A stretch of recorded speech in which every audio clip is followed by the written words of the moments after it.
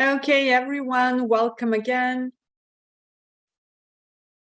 So this will officially be our last activity. Oh.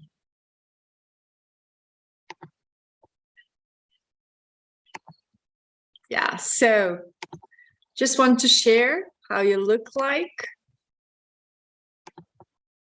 Here it is, right? So we are live and your parents will join 2:30.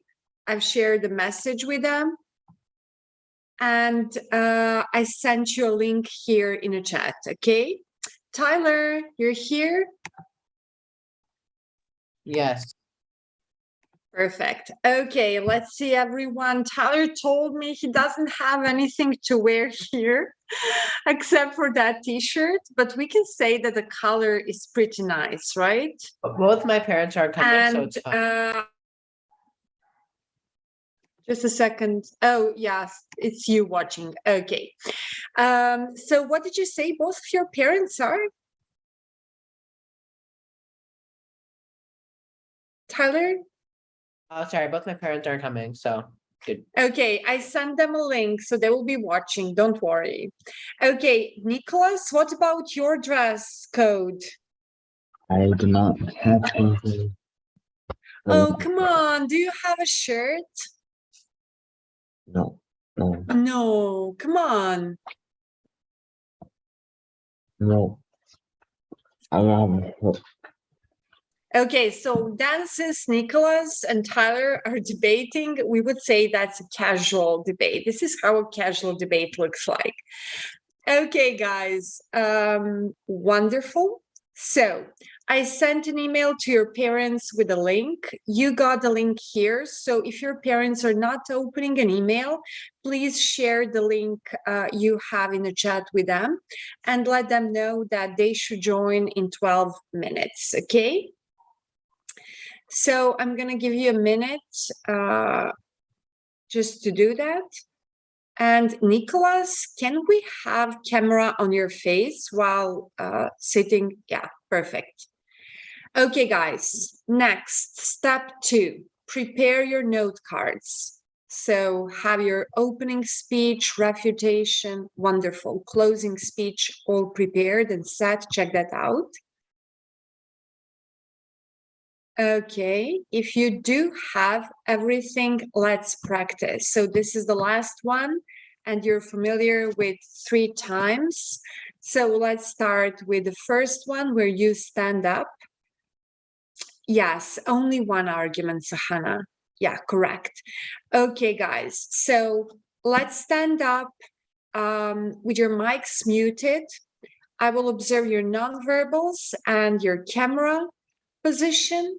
Please do present your opening speech. So a reminder, your opening speech is your introduction, one argument, conclusion, okay?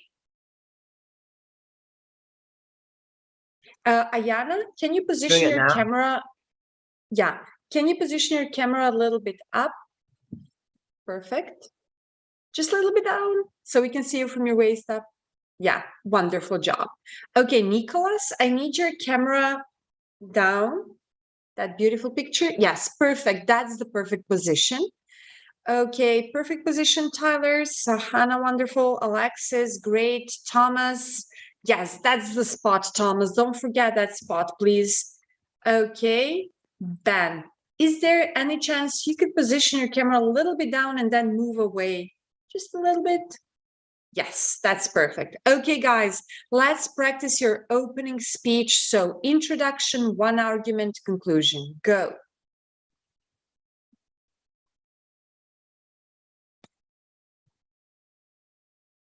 Tyler, hand gestures, please.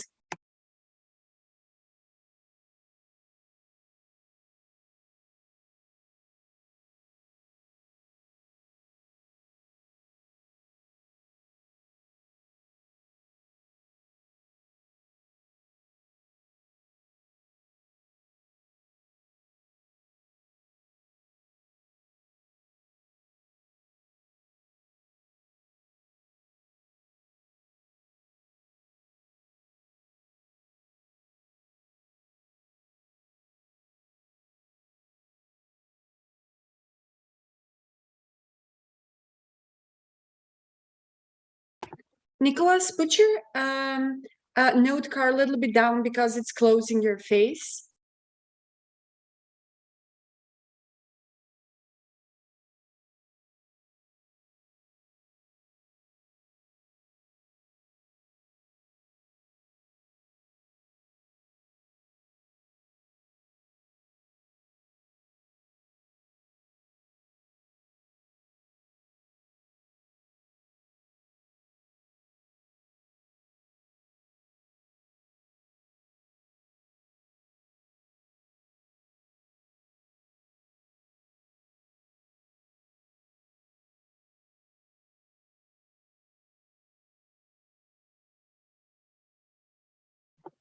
Okay, guys. Oh, sorry.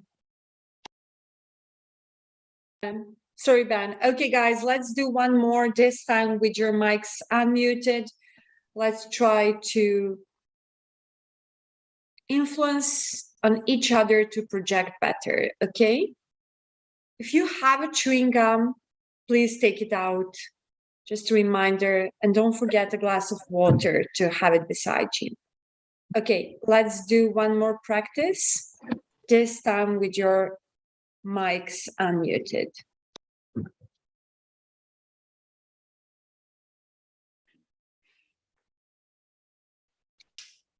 Three, two, one, go. AVs has been increasing over the past few years. However, contrary to popular media opinion, EVs are not as green nor as economical as not as green as you thought. This is why EVs should not replace gasoline vehicles. EVs are not environmentally friendly. They are just moving the problem up and downstream. Plants, manufacturing, and landfills are forced to take the plate of which is carbon. Energy Information Administration released that in 2021, the 61%, 2/3 of energy is due to the burning of fossil fuels. It means when you plug your EV into the power grid to charge, you are using that dirty. Further exaggerate the problem, EVs lose 17 to 25% of energy while charging, transmission losses. Conversely, when you refill your 13-gallon internal combustion engine vehicle, you need 13 gallons of fuel, no more, no less. Manufacturing lithium batteries dirty process. The Institute for Energy Research found that in order to extract 1 metric ton, just one, requires 500,000 gallons of water. Additionally, this wastewater is not always disposed of in the correct manner and can pollute local water sources. Additionally, lithium batteries good over time and cannot be reused. Plus, solutions are being explored. However, they are all vastly inefficient compared to mining new lithium. Most, if not all, lithium batteries eventually find their way to a landfill, where the metals inside can leak into the environment and cause further harm. Rather than solving the core problem of carbon emissions, electric cars are just diverting it to other points in the car's life cycle. Thank you very much. Great job, everyone. Okay, we have around 5 more minutes. If you need to practice some part of your, some speech or part of your speech, do it now.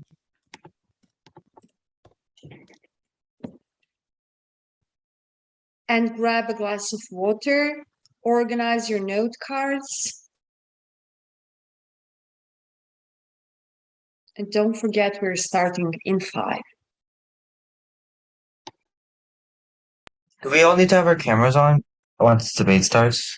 Yes, when we start with the showcase and like the full ceremony in 5 minutes, you all need to be with your cameras on. Okay.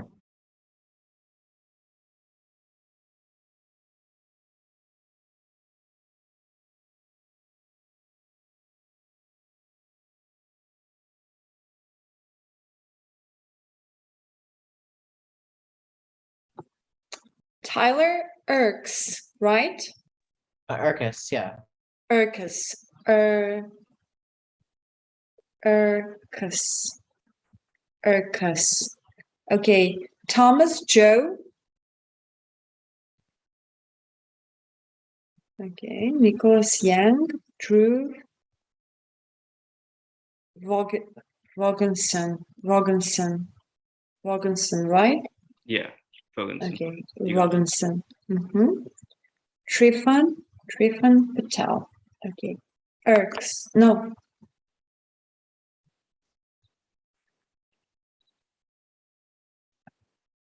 How did you say, Tyler? Not irks, no. It really doesn't matter.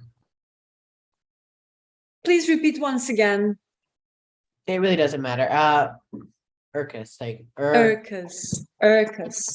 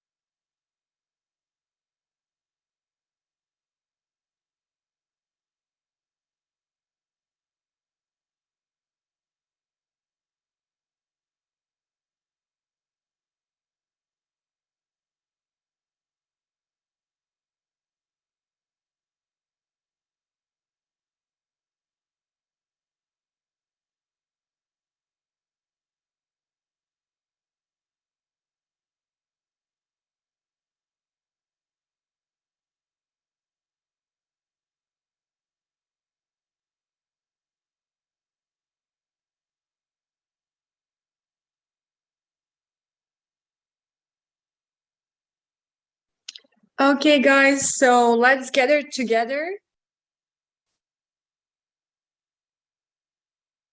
Ayana, Tyler, Alexis. Need your cameras on. Perfect. Okay, so one last reminder. Although I will lead you through the debate process, so I will be keeping track on time. So just one more reminder, everyone. Opening speech is introduction, one argument, conclusion. Cross-ex, 1 minute.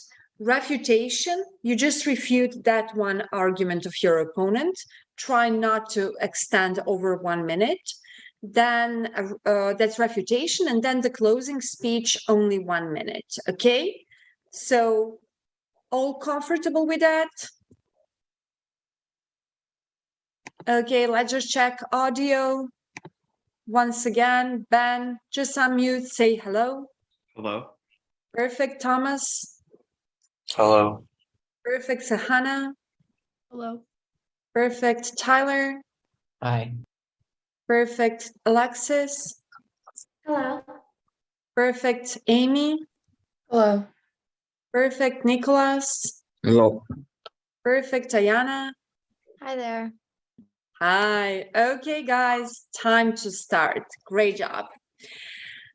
Good afternoon, dear parents, and welcome to our award ceremony. My name is Bojana Golubovic, or Coach Boka, and I'm pleased to host this event. On behalf of Capital Debate, I heartily welcome all of you present. It is my great honor and great pleasure to appreciate and reward the hard work and the performance of our students who have made us all so proud. So let us start with sharing what we did throughout 2 weeks and what we've accomplished. So As you all know, this was public speaking and debate camp, right? And for 2 weeks, we practiced both public speaking, and throughout the second week, we focused on debate. We started our first week with 2 days, Monday and Tuesday, which were fully packed with public speaking skills, learning how to provide a persuasive speech, what are the techniques of public speaking that can help us with that. And then we moved to persuasive speech outline, research techniques, research analysis, and we wrapped it all up on Friday when students presented their persuasive or opening speeches. These speeches were highly important because they were the starting point for their debate process, which started next Monday. So on Monday, apart from presenting their speeches with a note card, so it was only one note card per 4-minute speech, which means that they had to invest their efforts to memorize as much as possible. They moved to learning about refutation and refutation speech. So they started research again, trying to find the best possible responses to their opponent's opening speeches. Now, on Wednesday, we moved to cross-examination process, which is asking and answering questions in the best possible manner. And then we finalized learning new parts of debate on Thursday when students learned how to do the closing speech. Throughout each of these days, students debated not only during our lectures, lab activities, but also during our team building activities. And kudos for that. They came up with great arguments. We even had one, let's say, math class where they resolved certain riddles and mathematical problems.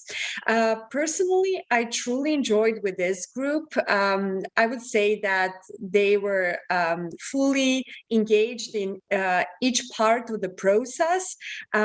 They demonstrated great critical and creative thinking and, of course, communication and collaboration.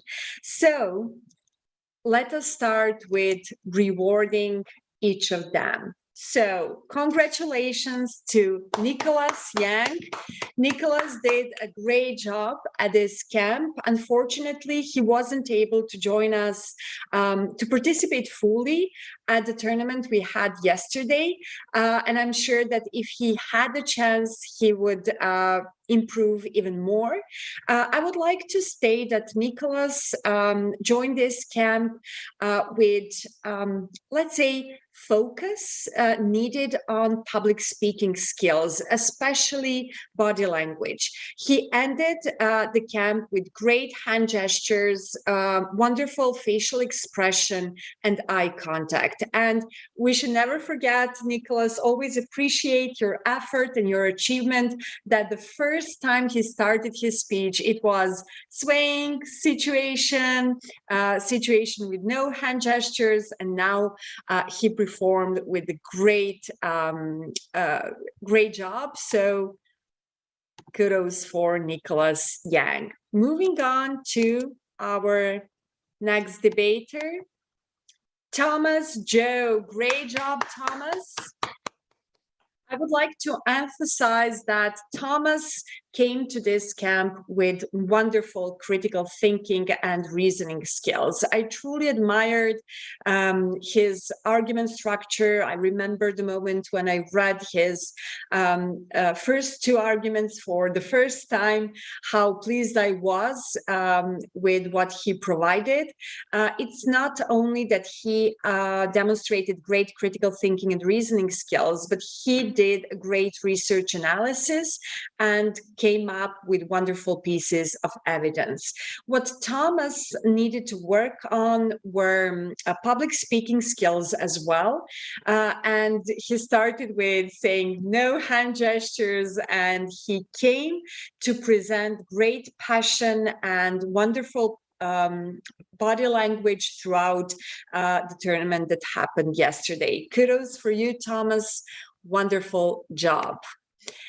Okay, so moving on to our next debater, and it's Amy Liu. Great job, Amy. Unfortunately, Amy wasn't able to participate fully throughout our first week. When I say fully, it means that she did a great job considering the situation. She did a great job on writing, research analysis. She participated in every activity we had, but unfortunately, she wasn't able to participate in public speaking skills activities. So she started with improving those during the second week, and she did her best at the tournament yesterday. So kudos for you, Amy. That's a great. Okay, moving on to our next debater, and let's congratulate Ayana Drew. Ayana, wonderful job. I would like to say that what I've noticed with Ayana when we started this camp is that she joined this camp with, let's say, not enough self-confidence. And that was something that could have been noticed in non-formal communication, but also the work that we had to do. And believe it or not, she ended up as our finalist. And wonderful job, Ayana. What I really loved about her presentation yesterday during the tournament is the fact that she wasn't afraid to come up with new ideas, to come up with great responses that were highly creative and supported with wonderful pieces of evidence. So great job. And yeah, I need to mention that, let's say this officially, she is our second debater of the tournament. But there's something more that I would like to add, and that is something that considers the whole group. It was very hard for me to judge this tournament because I felt that they were so equal in everything they presented. But something that was very, very much present at the finals and present through the votes of the students who took the role of judges is that Alexis, our second finalist and our winner, won with only 1 point difference. So great job, Ayana. I highly encourage you to continue with debate. Okay, moving on to our next debater, Tyler Arks. And yes, I'm sure I forgot how to pronounce his last name correctly. Sorry, Tyler. I would like to congratulate Tyler for finalizing the process in the most structured way that he wanted to accept. So I would say that Tyler was a gem of critical thinking. And apart from that, what I really loved about Tyler was that he wasn't afraid to speak, even if his opinion was completely different than anyone else's. And that's a great strength. That's a wonderful feature. So Tyler, just continue nourishing that one. Tyler started with outstanding knowledge about vehicles. He was very enthusiastic when hearing about the topic. He had strong pieces of evidence, but what he needed to work on were public speaking skills. And he improved a lot. Although after the tournament, actually today, he just mentioned, like, I'm so exhausted of debate. I'm not going to do any more of debate. I'm sure, Tyler, that's only the feeling you have today after being so exhausted due to debating the whole day yesterday. There's a great place for you in debate world, I'm sure. Congratulations, Tyler, once again. And let us now move to our next student, Ben Vogensen. Great job, Ben. I would like to mention that Ben came with, let's say, wonderful public speaking skills, and that is something that was easily adopted. In that sense, I would like to highly encourage you, Ben, to continue with public speaking, debate, or any other form of communication.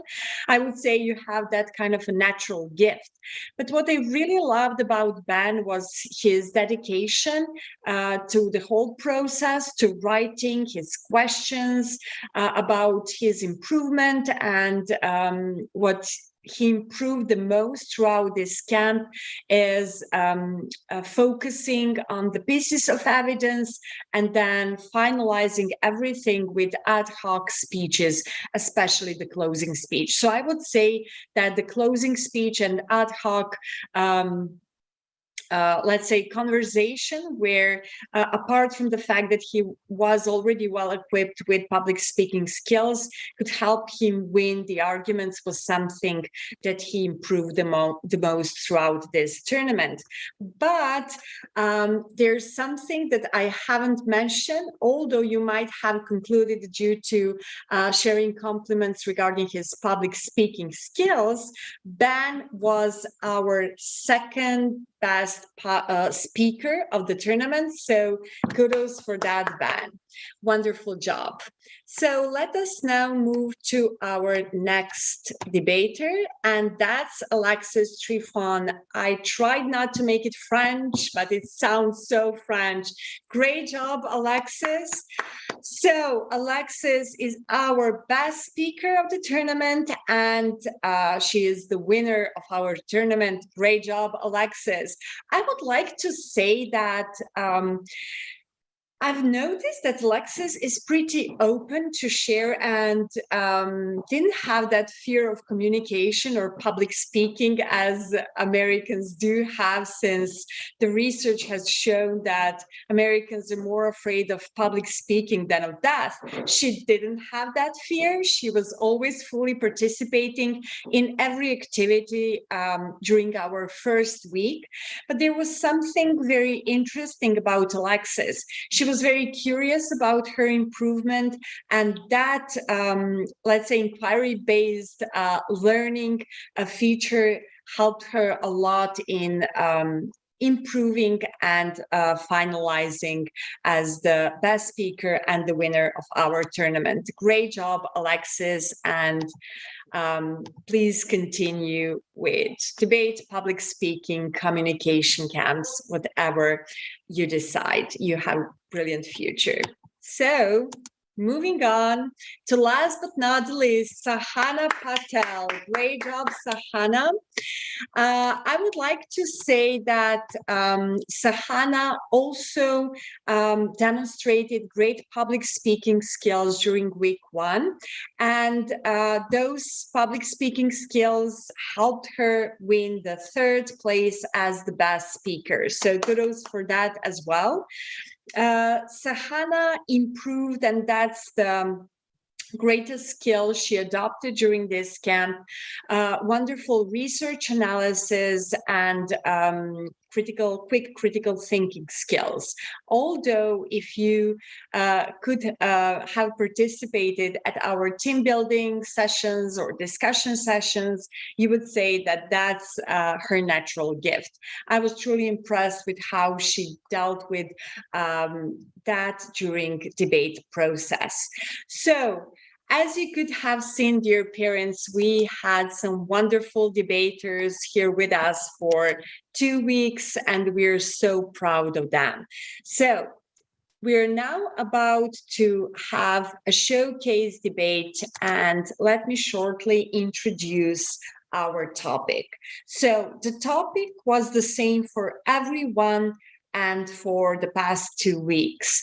As I mentioned, students did a research and they learned about writing the persuasive or opening speech in debate during the first week, and during the second week they worked in teams and pairs to improve their cases that will be shortly demonstrated throughout their debates. So electric vehicles should replace gas vehicles. That's the pro stance, while con is advocating not for gas vehicles solely, but for not replacing gas vehicles. So that was the position of debaters. As you can see, we have Alexis advocating for electric vehicles in our first debate, and Sahana advocating for not replacing gas vehicles. Now, I will be leading you through the debate process by explaining each part of the process. I just want to warn you that this debate process is actually a shortened version of what we did during the camp. And that was in order for not having showcase debate lasting the whole day. So I would like to invite Alexis and Sahana to prepare their note cards. And I will explain each part of this debate, which applies to all debates you will be listening to later on. So, since Alexis is a pro speaker, she will get a chance to present first. Instead of 4 minutes opening speech, she will be presenting introduction, one argument, and conclusion. Sahana, you may sit down, no need to stand now.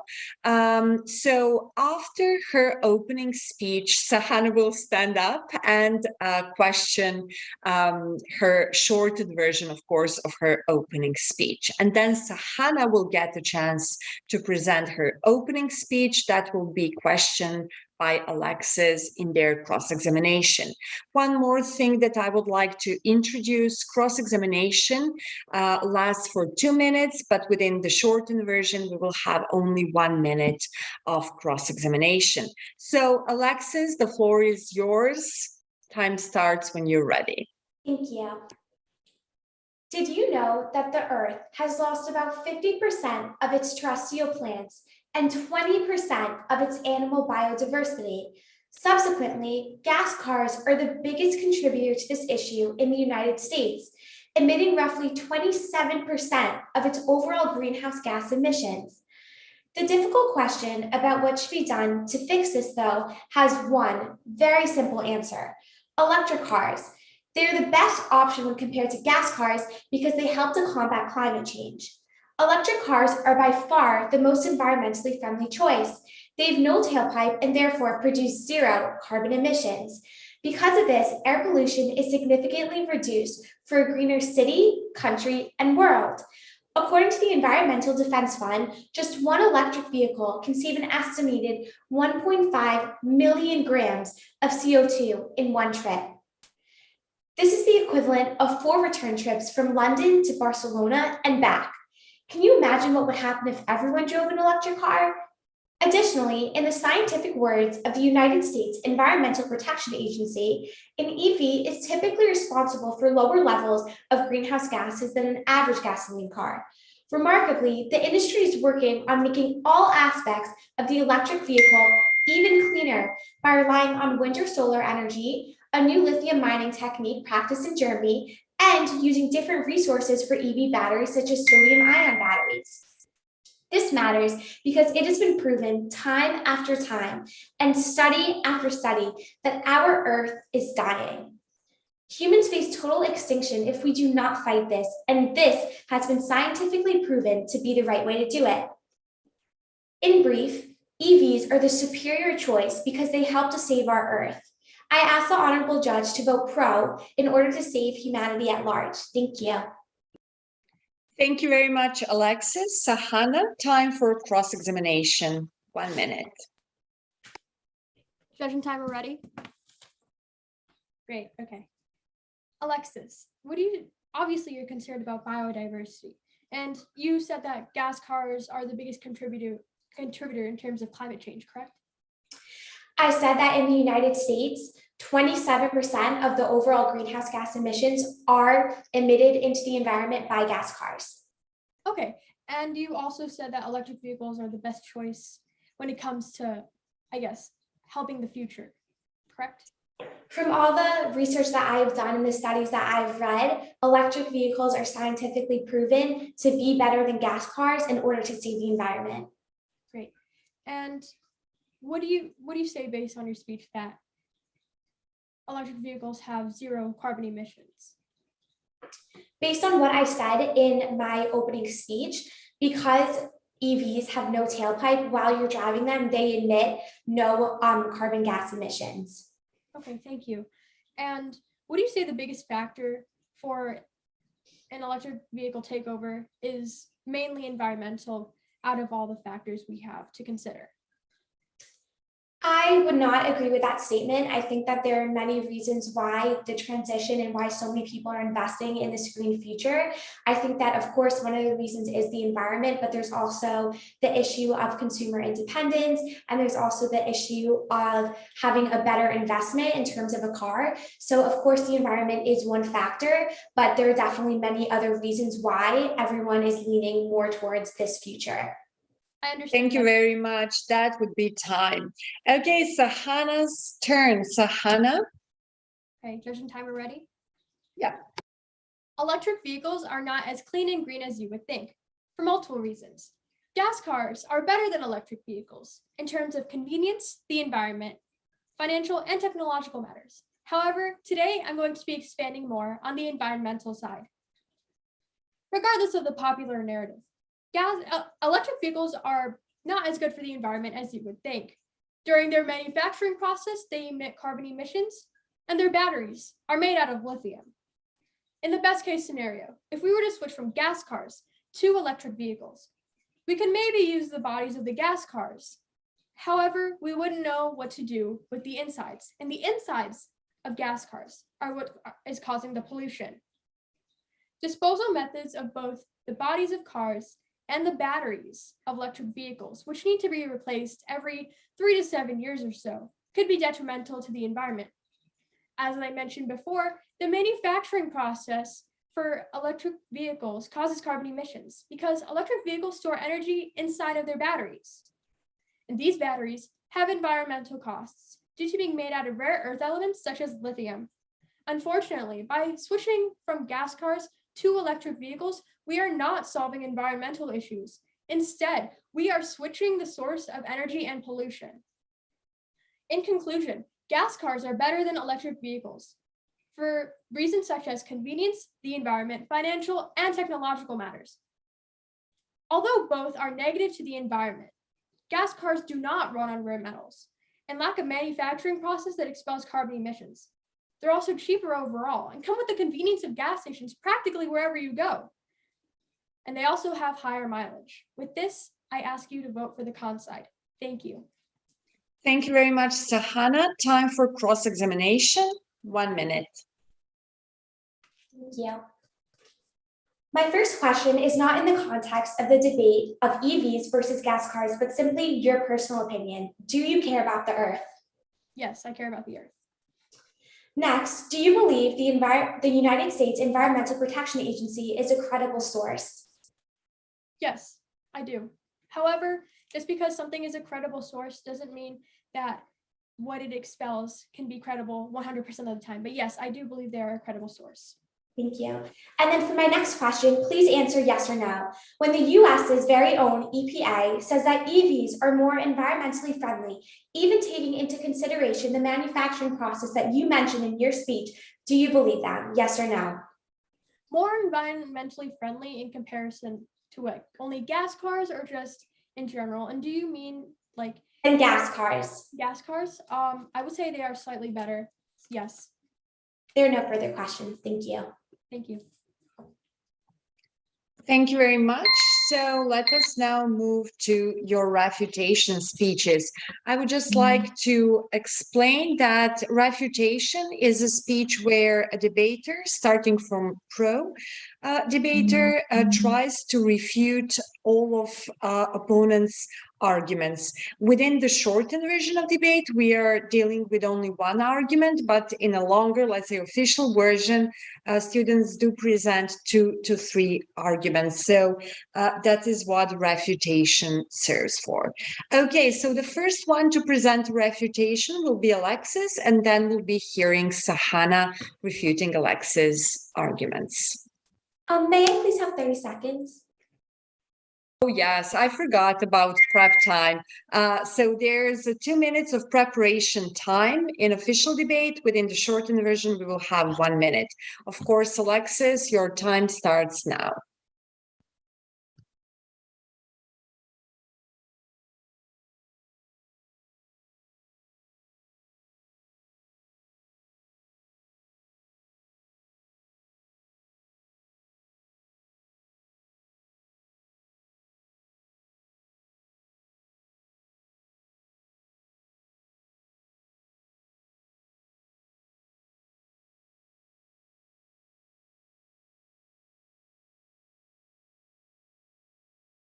That would be time. Okay. May I begin? Yes. My opponent mentioned that EVs are not better for the environment than the conventional gas car because of negative manufacturing. According to the United States Environmental Protection Agency, a source that she lists as credible, the greenhouse gas emissions of an EV are still lower than a gas car, even when you take the manufacturing into consideration, which proves that argument to be irrelevant.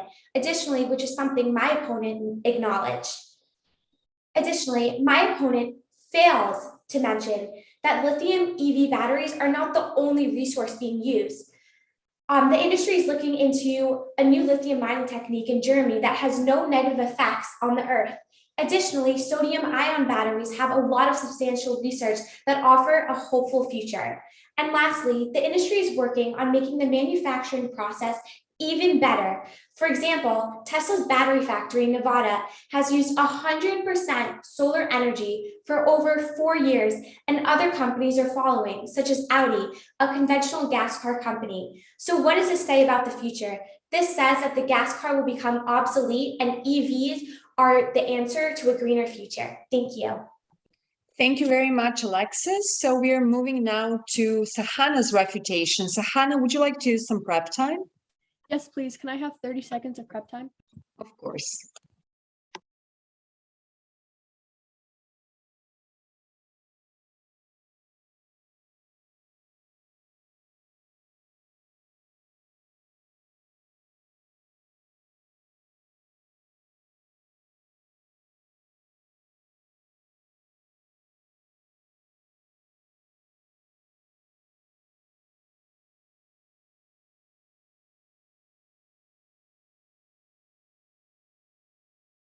Sahana, that would be time.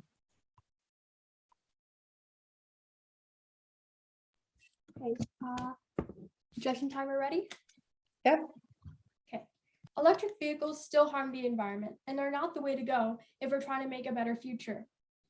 Of course, I trust the Environmental Protection Agency, especially when they say that carbon emissions and greenhouse gas emissions are mainly caused by factory farming, and only 14% of it is caused by transportation.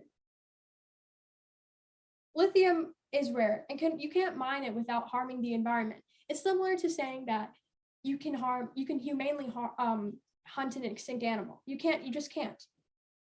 My opponent also said that there is an alternative to lithium, sodium. However, according to Cornell, sodium batteries are very harmful and they only last half as long as lithium batteries. With this, I hope that you vote for the comp site. Thank you. Thank you very much, Sahana. So, dear parents, we are now moving to so-called closing speeches, and closing speech is something similar to a bias judge speech. So they will try to provide a so-called meta-analysis of what happened in this debate by explaining how they won. So in that sense, it's a kind of a bias judge presentation. Also, they will try to weigh the values that were covered through debate, explaining why their values weigh more. So Alexis, as a pro speaker, will deliver this speech first. May I begin? Thank you. The sad, scary, yet simple truth is that we have 6 years, 354 days, 30 minutes, and 10 seconds, according to the climate clock, until climate change is officially irreversible. Please let that sink in. 6 years. I believe I've won this debate by proving EVs help to combat climate change and save the Earth. While, on the other hand, my opponent argued that the EV manufacturing doesn't make them better than gas cars, but fails to mention that she acknowledged a quote by the EPA that said the opposite of what she argued. If we continue to use gas cars because EVs are not 100% clean, despite being proven to be the best option, humans face the consequences, which include death. If we know something is superior, let us switch to this thing in order to protect our cities, country, and world. I want to continue to live in a world where I don't have to wear a face mask every time I go outside because of the bad air pollution. I invite the honorable judge to vote pro in order to help humanity at large, which the rest of the world is already doing and investing in. Thank you. Thank you very much, Alexis. And now it's Hannah's turn to present the closing speech. Would you like the remaining 30 seconds of prep, Hannah? Yes, please. Thank you. Starting now.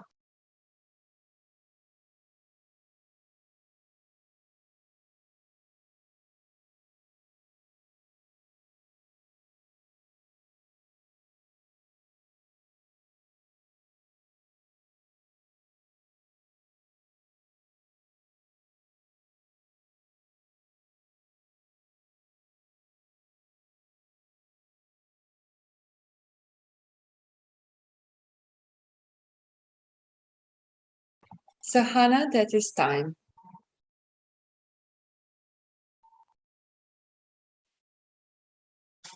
Judge and timer ready? Yes. Dear Judge, I urge you to vote for the con side of this argument. This is because I talked about how electric vehicles still harm the environment, and they're not the best way to stopping our current climate crisis. I also mentioned the harm of batteries, whether it's sodium or lithium. And according to Cornell University, sodium batteries, as I mentioned before, are only half as useful as lithium batteries. My opponent also mentioned the fear-instilling climate change countdown, and she lacked a source for this. And this is one of the methods used by the media to instill fear in all of us and persuade us in buying an electric vehicle. This is not the way it should be. They should be presenting facts, not use of emotion. The overall process of switching from gas cars to electric vehicles is much more harmful than what my opponent made it out to be. If we were to make this complete switch, gas cars, we wouldn't know what to do with the bodies of gas cars, and we wouldn't know how to move forward with electric vehicles. I refuted all my opponent's points, and with this, I urge you to vote for the con side. Thank you. Thank you very much. Great job for both of you. And dear parents, I sincerely hope you enjoyed this debate. So this was our first debate. And actually, this was a clash of titans in public speaking of this camp. Wonderful job. Let us now move to our next debate. This time we will be hearing Ben on pro and Thomas on con, debating on the same topic, but I'm sure you will also enjoy their arguments because they're completely unique. Ben and Thomas, the floor is yours. Is everyone ready? All right, my time starts in 3, 2, 1. In the context of the debate between gas and electric cars, you often hear a lot of things about climate change and jabs from either side about it. But what if, on simply the basis of the car itself, electric cars are better? Well, that is the reality that we live in. EVs should replace gas cars as they are superior vehicles. The main reason of this being the better cost prospects that they possess. The cost of owning an electric car is much less than the gas car, and the cost of buying one is rapidly decreasing. As innovations occur, battery prices are dropping, which is one of the main reasons why EV prices would be high in the first place. Additionally, the cost of owning an electric vehicle is much less than a gas one. This is because you don't have to deal with various lower maintenance costs or higher gas prices. According to a study done by the International Council on Clean Transportation, cost parity between gas and electric vehicles is approaching rapidly. Additionally, incentives in countries such as America and Norway have shown that this parity can be reached in the present day. Another study in Canada has shown that the cost of owning an electric vehicle can be anywhere from 65 to 77% lower than a gas one.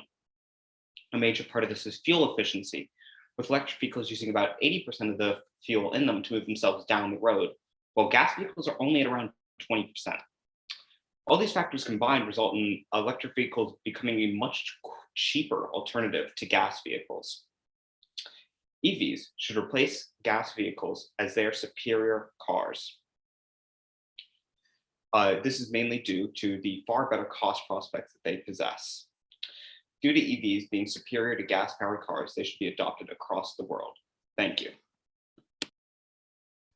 Thank you very much, Ben. So that was pro opening. Time for cross-examination. Thomas.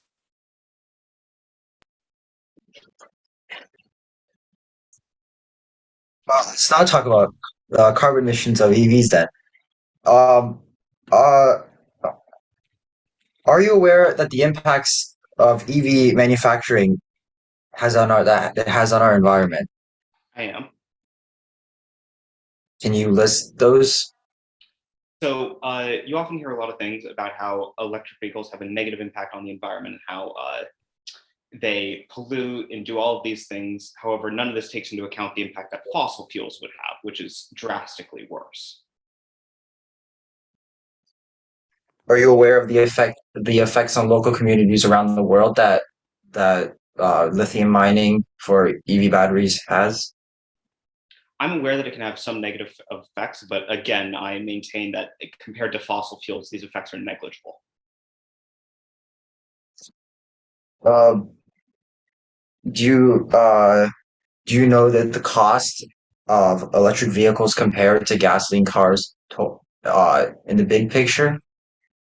I would say that electric vehicles still cost much less in the big picture if you take into account various things such as incentives and a lower cost of ownership afterwards. Thank you very much. That would be time. So let us now hear Thomas on con side. Popularity of EVs has been growing in the last few years. However, contrary to popular media opinion, they are not as green as you thought. This is why I believe electric cars should not replace gas cars. Electric cars are not environmentally friendly. They're just moving the problem up and downstream.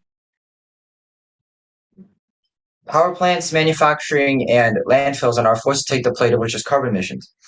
The U.S. Energy Information Administration released that in 2021, 61%, two-thirds of energy produced in the United States is through the burning of fossil fuels. This means when electric cars plug in the power grid to charge, they are using this dirty power. Further exacerbating the problem, 17 to 25% of energy is lost due to transmission losses while charging your EV. Conversely, when you refill your 13-gallon internal combustion engine vehicle, you need 13 gallons of fuel, no more, no less. Moving on to manufacturing of lithium batteries used in EVs. The Institute for Energy Research found that in order to extract 1 metric ton, just 1 metric ton of lithium requires 500,000 gallons of water. This water is not always disposed of in the correct manner and has shown to pollute local environments. Additionally, lithium batteries degrade over time and cannot be reused. Possible solutions are being explored, however, they are all vastly inefficient compared to mining new lithium. Evidently, most, if not all, lithium batteries eventually find their way to a landfill, where their metals inside can leak into the environment and cause further harm. Rather than solving the core problem of carbon emissions, electric cars are just diverting the problem to other points in the car's life cycle. Thank you. Thank you very much, Thomas. So it is now time for cross-examination. This time, Ben will question Thomas' opening speech. So firstly, I would like to simply ask, are you aware of the environmental impact that various fossil fuels can have on the environment? Yes. So as a follow-up to that, would you say that the complete usage of fossil fuels in the production of various parts of the gas vehicle pipeline are better or worse than the, in terms of impact on the environment, than various parts of the electric vehicle pipeline?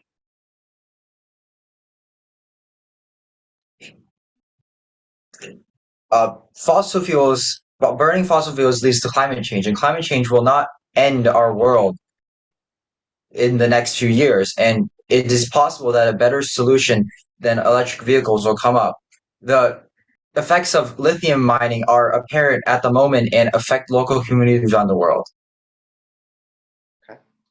Are you aware of various alternatives to lithium batteries? Yes, I am aware that there is a new proposed solution of sodium batteries. However, there is one fatal flaw with them, and that they can only store 1/3 of the energy that lithium batteries can. And this is caused by the P2O2 phase transition, which I will not go into detail here as it is irrelevant. Thank you very much. That would be time. So it is also time for refutation speeches, and the first one to present will be Ben on Pro. Could I have 30 seconds of prep time? Yes, of course.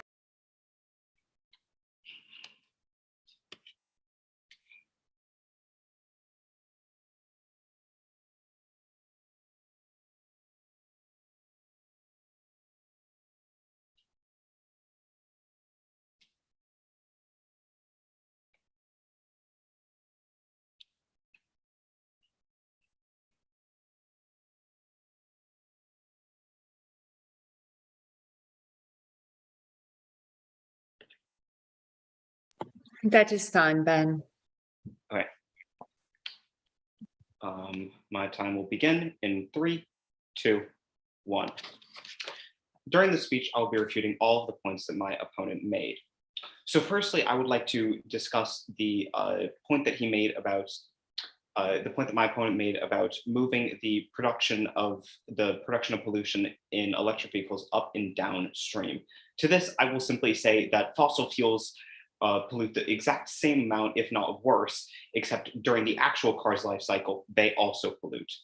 According to grist.org, the production of electric vehicles produces much less pollution than the production of gas vehicles. Additionally, according to the EPA, EVs release half the pollution per mile of a gas vehicle. These factors combined pretty quickly show you the picture that gas vehicles, that during the gas pipeline, you produce a lot of pollution, and then during the car's life cycle, you also produce a lot of pollution. While in electric vehicles, it is less during the pipeline and also less during its existence. Next, I will quickly go over the alternatives, as my opponent did not seem to be fully aware of them. According to the US-funded Argonne Laboratories, multiple alternatives exist to lithium batteries that are viable. These are nickel, aluminum, and manganese. With this, I refuted all my opponent's points. Thank you. Thank you very much. Now time for Thomas' refutation speech. Would you like some prep time, Thomas? I have 30 seconds. Yes, of course. Starting now.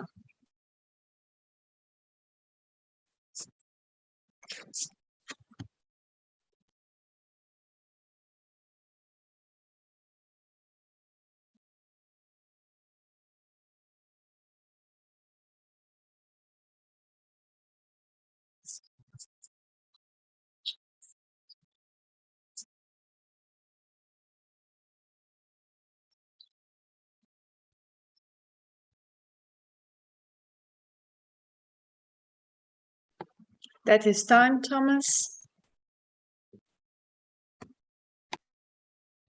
Okay. My opponent mentioned that electric cars have better cost prospects than traditional gasoline cars. However, my opponent did not mention the on average $15,000 extra investment required to buy the car and the replacement of the battery needed every 5 to 10 years that can cost anywhere from $2,500 to $20,000. Adding on electric for the same price, you can get much more mileage than with an EV car. For example, the Nissan Leaf has a range of 226 miles, while the traditional gasoline car Hyundai Venue has a range of almost 400 miles. Keep in mind that these cars are in the same price range.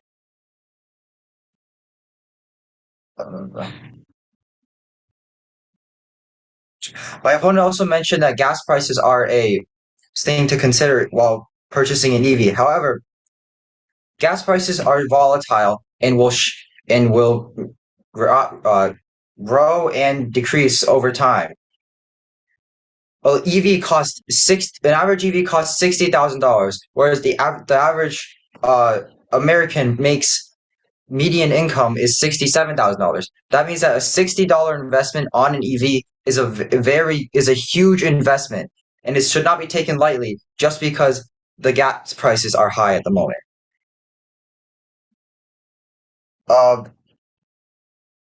Additionally, the production of EV batteries has caused environmental disasters. For example, in the May of 2016, many dead fish and yak and cows were found downstream after a leak from a lithium mine in the Lichi River. That concludes my refutation. Thank you very much, Thomas. It is time for closing speeches. Ben, would you like to use remaining 30 seconds? Yes, please. Starting now.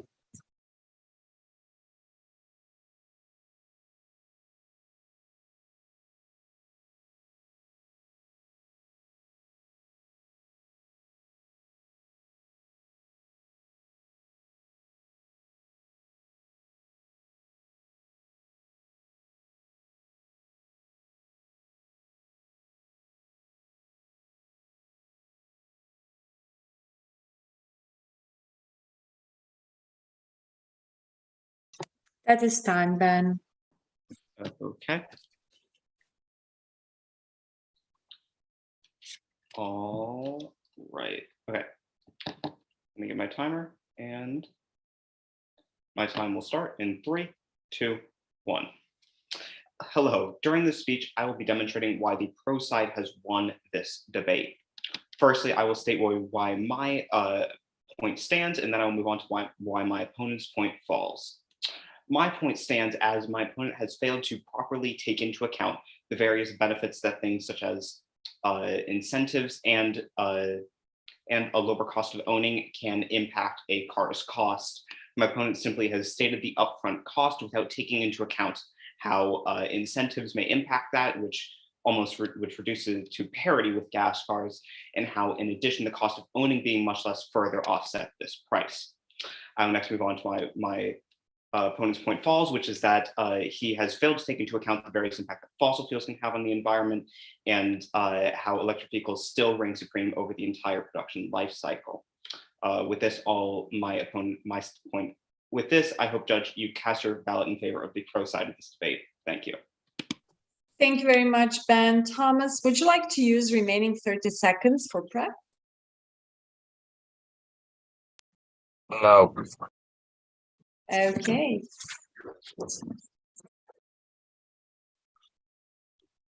Okay. My opponent failed to highlight the downsides of EV technology while spotlighting the positives. There may be many upsides to EVs, however, there are just as many, if not more, downsides to consider. My opponent has not refuted the environmental impacts that manufacturing the lithium batteries that are used in EVs have on our planet right now. And I've also shown how the cost of EVs is not sufficient to warrant a complete transfer to EV technology. Judge, I urge you to vote con as I have deconstructed my opponent's argument. Thank you very much, Thomas, and kudos for both of you. Great job. So, dear parents, I sincerely hope you enjoyed the second one, and I am positively sure that you will enjoy the third one as well. The third one is, of course, same topic, this time between Tyler on pro and Nicholas on con. So the so-called unofficial debate can begin.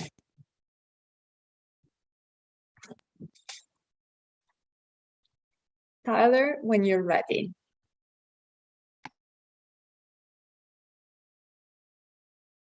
Okay, I'm ready. Wait, I can't remember what's this. The difference between electric cars and gas cars, like the difference between smartphones and flip phones, they may not be as cheap, but they're substantially better in the future. The world's transition to fully electric cars because there's a superior driving experience. Electric cars are quicker, quieter, safer, better handling, and smoother than gas cars. They are also significantly better for the environment. They have instant torque instead of having to downshift.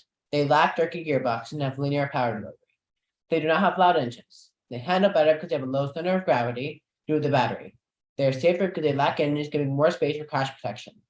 They have precise control of the throttle, excellent handling, and instant acceleration, which helps avoid accidents in many situations.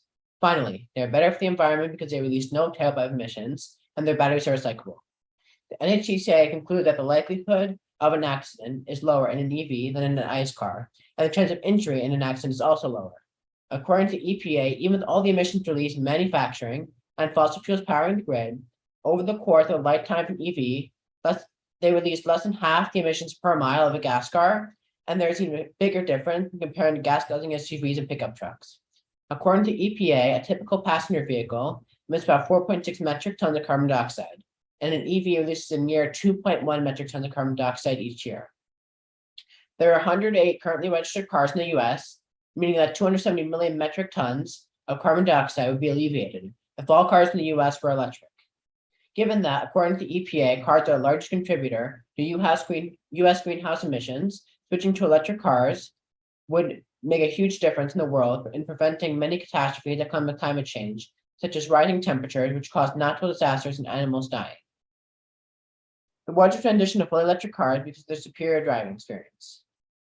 EVs are much better for the environment than gas cars and drive better in every way and are also safer. Thank you very much, Tyler.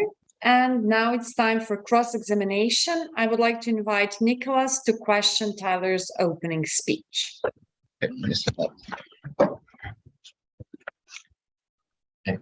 You claim that electric cars have a better driving experience. Yes, so they handle better, they have better acceleration because they don't have to downshift, it's instant. They handle better because they have a low center of gravity due to the battery being on the bottom of the car. And yeah, they're quiet, they're relaxing, they're smooth. Yeah, they just drive better. You claim they are the best choice for the environment. They emit no CO2 emissions. I never said they emit no CO2 emission. I'm just saying they emit significantly lower CO2 emissions than gas cars. And that difference, when you talk about how many vehicles there are in the US, there are 108 currently registered vehicles. So if you take for each vehicle, they emit half the emissions per year, less than half the emissions per year. And then you take 108 million vehicles. That makes a huge difference. Okay, I am finished with cross-examination. Thank you very much. So it is now time for Nicholas' opening speech. Nicholas, the floor is yours. Okay. In 3, 2, 1. Yep. Okay. Over these past few years, electric cars have been getting more and more popular. And now people are switching to electric cars and throwing their old gas cars away. But it all comes at a cost for these benefits. Electric cars may be a new trend, but that doesn't mean they're cheaper. The concept of electric cars being generally cheaper than gas cars is wrong, because the different car brands that sell different cars with different prices, but they're only two different car types. The price of an electric car can go up from $80,000 to over $100,000. For example, the Tesla Model S 2022. And if you want to charge your car home, you will have to buy an EV charger, and the average level 2 EV charger can cost $6,000 according to propertymanagement.com. The higher end level 2 EV chargers can cost up to $10,000 to $13,000. And not to mention that the batteries need to be replaced every 5 to 10 years and cost them $2,500 to $20,000. So is it really worth it to buy an electric car for that's a little more benefits compared to a gas car? The cost is so high. That was my opening speech. Thank you very much, Nicholas. So Tyler, your turn to question Nicholas' opening speech. You said that the average cost of EVs is more expensive than gas cars. Why does this matter? Oh, Nicholas, you're muted. Since the cheapest EV and the cheapest gas car cost roughly the same with incentives, why does it matter? that the average cost of EVs is more expensive? Why does it matter? Yeah. Does it matter? Okay, so you said the Tesla Model S is very expensive, but did you know that it's also the quickest accelerating car in the world? No, I did not know. You said that it cost an average of $6,000 for fast EV charging, but did you know that for a 240-volt charger to install it in the home, which will charge your car fully overnight, it costs only $2,200? No, I did not. And you said that it's very expensive. The fast charging station costs $6,000 each. Did you know that the average gas station costs over $300,000 to build? No, I did not. You said that batteries are expensive and need to be replaced, but did you know that every new electric car comes with a battery warranty that lasts many years that will replace the battery for you in the case of something goes wrong with it? No, I did not. That's it. Thank you. Thank you very much. So we are now moving to refutation speeches. Tyler, would you like to use some prep time? Yeah. How many? 30 seconds? I have 2 minutes, right? No, 1 minute. 1 minute. Okay, yeah, 30 seconds, yeah. Starting now.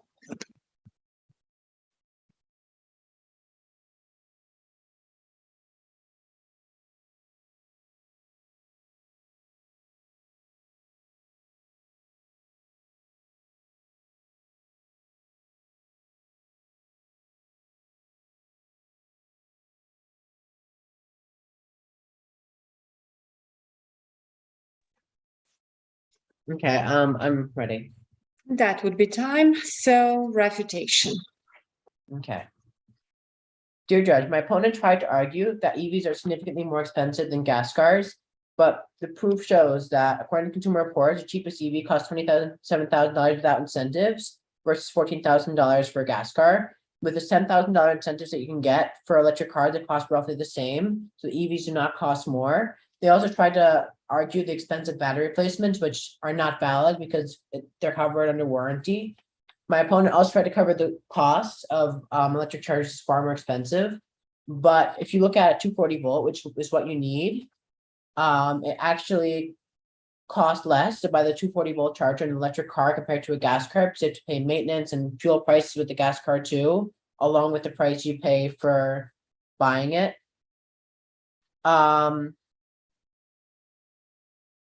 My opponent also said that public chargers are very expensive, but they are minuscule in cost compared to the cost of gas stations.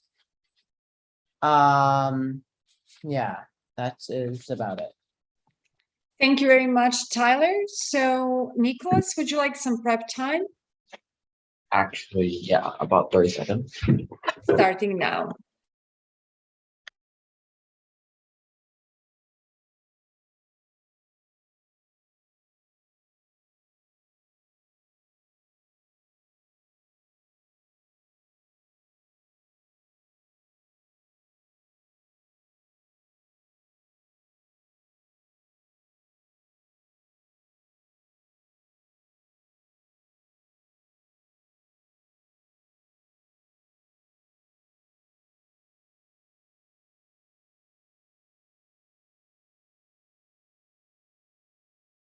That is time. My opponent mentioned that EVs have a better driving experience compared to gas cars because they are safer to use, more relaxing and enjoyable, have instant acceleration, smoother driving, and are quiet. But some people might find these aspects unnerving. Some people might not be used to the instant acceleration and might run to a car in front of them and cause an accident. If the car is quiet, pedestrians will not be warned in advance of it approaching car. So the car accident rate will go up. My opponent also mentioned that EVs don't emit any CO2 emissions and are a good choice for the environment. But CO2 emissions aren't the whole picture.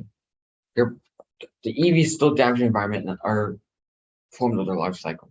For example, for production, the battery is made of rare metals that exist below Earth, such as nickel, cobalt, and lithium. And extracting these materials will will depend on mining methods of polluting the environment. And for example, in a website called Institute for Energy Research.org, it stated that a toxic chemical that from a lithium mine polluted a river in China, and several fish found dead along cow and yak corpses flowing down the stream due to drinking the polluted water. My opponent also mentioned, and the CO2 that is used to charge the car has most likely come from farming fossil fuels. The reason is, in a website called YouMatter.world, it stated that fossil fuels account for 62.7% of this country's energy in 2017, which is very recent. I'm done my presentation speech. Thank you very much, Nicholas. So time for closing speeches. Tyler, would you like to use remaining 30 seconds? Starting now.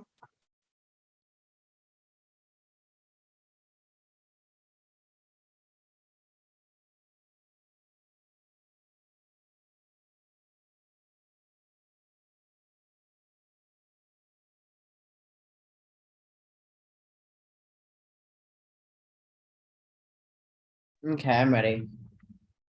Perfect. EVs are much better for the environment than gas cars. Not only drive better in every way, but are also safer. My opponent tried to argue that tried to refute that instant acceleration is dangerous, but you don't have to accelerate harshly if you don't want to. And when you have the option and you need it, it can be very, very, very helpful. The precise control of the throttle can also help you be very controlled when you're accelerating. My opponent also tried to argue that they may release very low CO2 emissions, but they damage the environment in other ways, such as rare metals and the power plants that power the power grid. But all of this is taken into consideration with the number of 175 grams per mile release with EVs of pollution versus 375 grams per ICE vehicles. And even with that, EVs are still far better for the environment. He also made the point that EVs, the lithium ion is really bad for the environment, but there's many other battery technologies such as nickel, cobalt, aluminum batteries that do not use that much lithium. If you believe in climate change, you must vote in favor of electric cars because ICE cars release over twice the emissions of EVs. Switching to fully electric cars would play a huge role in saving the world from climate change, since cars are the biggest contributor to climate change according to EPA. Saving environment, protecting temperature rise, and natural disasters. It's been proven by the EPA that EVs release significantly more emissions than gas cars, and that switching to EVs would play an instrumental part in the problem of climate change, since cars are the single largest contributor, according to EPA. Humans face dire consequences of climate change, including mass extinctions and death if you do not vote pro. Thank you very much, Tyler. Nicholas, would you like to use remaining 30 seconds?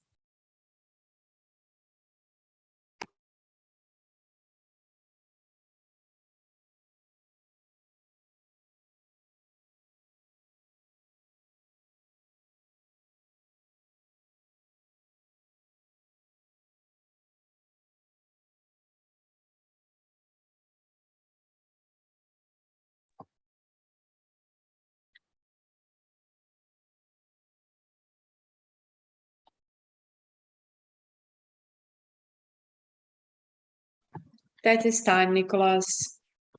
Okay.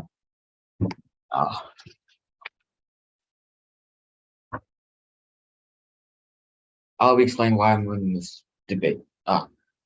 My opponent mentioned that EVs had better driving experience because of some sort of aspects. I won't go into detail, but those aspects might not be for everyone because everyone has different tastes. I also refuted my opponent's argument about the CO2 emissions, about how CO2 emissions aren't the whole picture, and how electric cars still damage the environment in other ways. So, Judge, please pick the concept of this argument. I'm done my opinion. Thank you very much, Nicholas. Thank you very much, Tyler. Great job for both of you. Dear parents, I sincerely hope you enjoyed this one. And I'm sure that at this point you realize that although they were all debating on the same topic, and although some of their arguments are similar, it is their uniqueness of presentation, writing their arguments that makes the difference. Now let us hear our final debate for today, and that one will be between Amy on Pro and Ayana on Con. Girls? All right, my time starts now. We all need to charge our phones.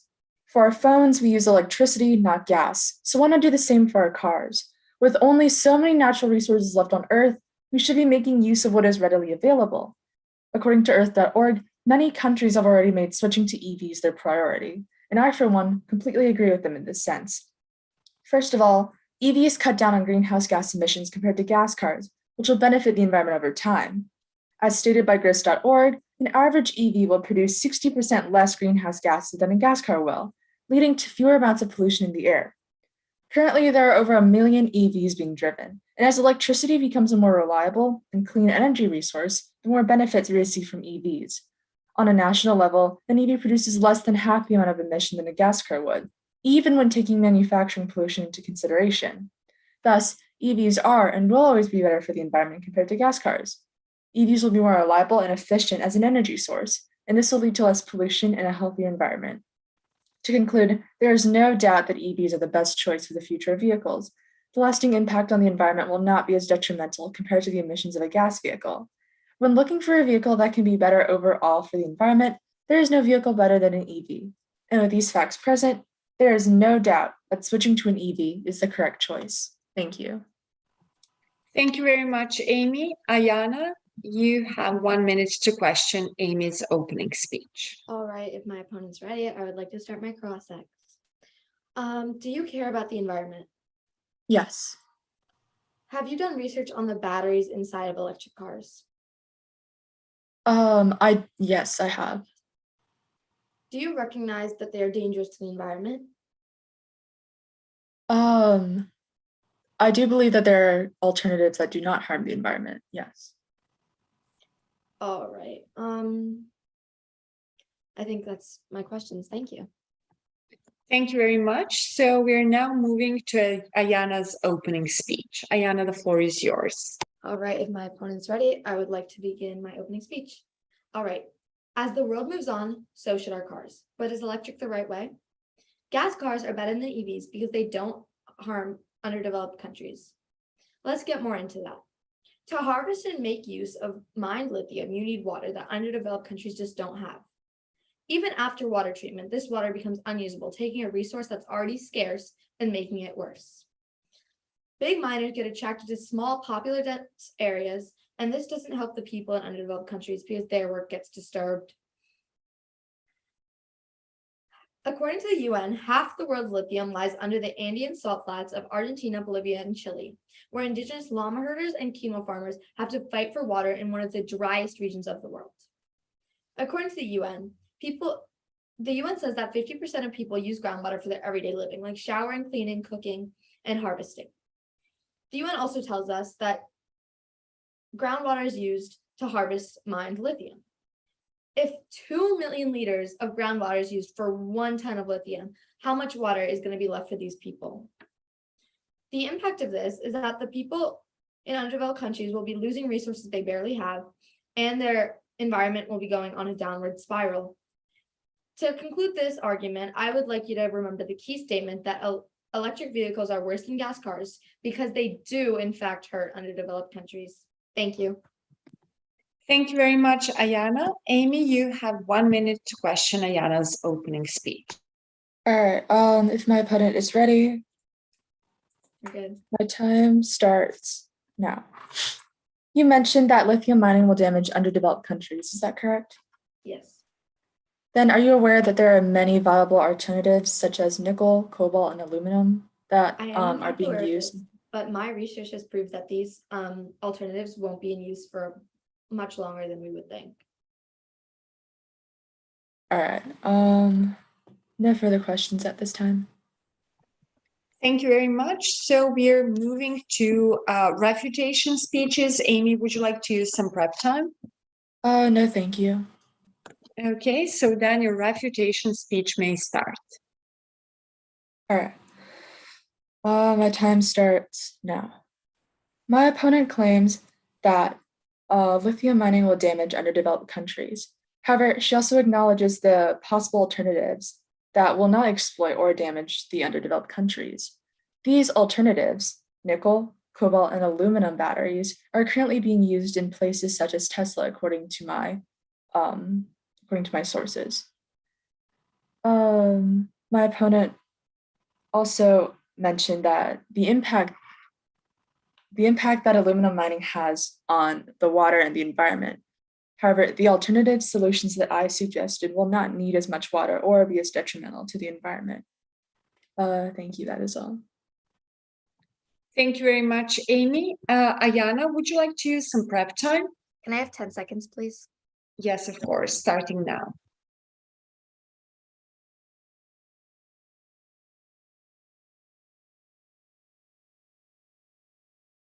All right. If my opponent's This ready time. and my judge is ready, I would like to start my refutation. Yep. My opponent claims that electric cars don't produce as much carbon emissions and use as much fossil fuels as gas cars. Even though electric cars are not burning fuel directly and emitting carbon directly, they still use electricity that is sourced from fossil fuels and therefore still contribute to carbon emission. Also, Harvard EDU tells us that electric car vehicles manufacturing process is worse for the environment than a gas car. Thinking about this, my opponent's claims don't really match up to what my sources are telling me. Thank you. Thank you very much. So we are now moving to your last speeches, closing speech. And Amy, would you like to use remaining minute? No, thank you. Okay, so then your closing speech may start. All right, my time starts now. Dear Judge, today the pro side has won this case. Not only did I refute my opponent's point, but I also offered a solution that will benefit the environment more. The evidence is clear. Electric vehicles are not as bad for the environment as my opponent claims, and they can also help underdeveloped countries by alternative solutions for batteries can also help underdeveloped countries by protecting their land and water. And for these reasons, I ask you today to cast your vote in favor of the pro side. EVs are our future just as much as any technology is. And in this rapidly expanding field, we should be working to preserve our Earth in the most clean and green way possible. Thank you, Judge. Thank you very much, Amy. Ayana, would you like to use remaining 50 seconds? Can I use 30 instead? Yes, of course, Thank you. starting now.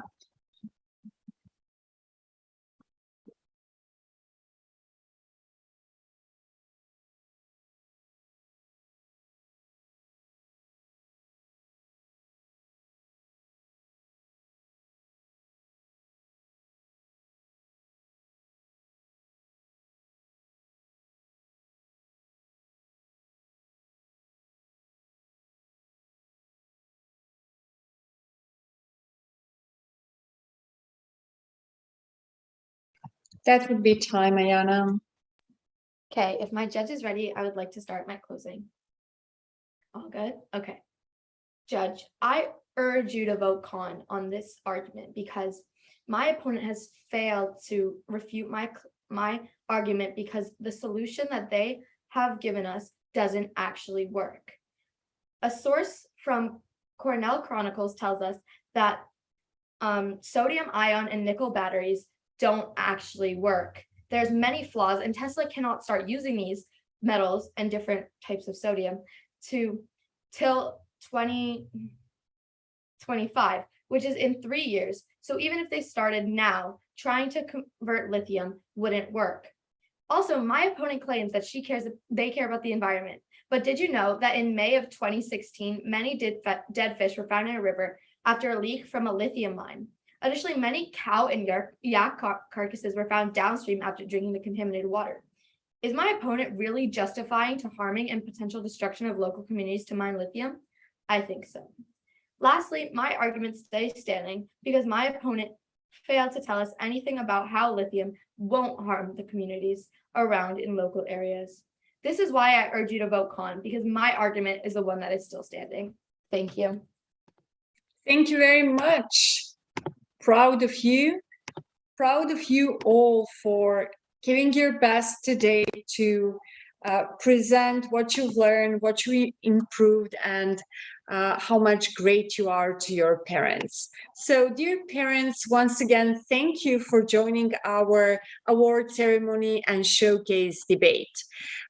Let's keep in touch. If you have any questions regarding your child's progress, this is the phone number and email address you can use to contact us.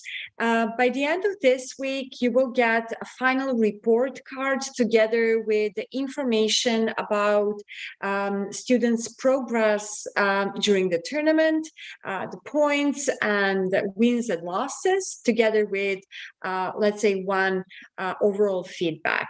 If you have any other questions, if you're interested in your child's further improvement in the world of public speaking and debate that we as a Capital Debate can offer, please do not hesitate to call this number or send an email. Thank you very much. Thank you.